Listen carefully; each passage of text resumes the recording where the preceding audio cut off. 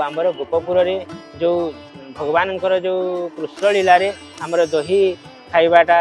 दधी भांड भांगीबाटा गोटे दृश्य अभिनीत हुए से दृश्य एथर बहुत सुंदर हिसाब से होता कारण एथर आमर ओमफेड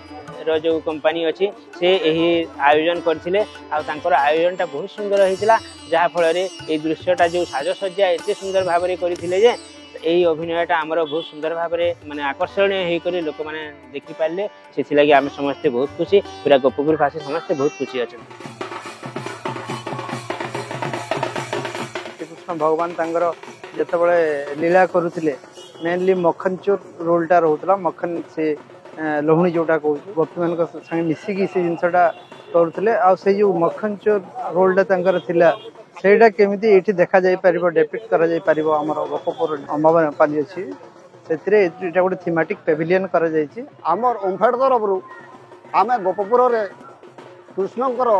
बाल्यलीला जेनटा दही खाइबारटा से प्रोग्रामटा आम ओमफेड तरफ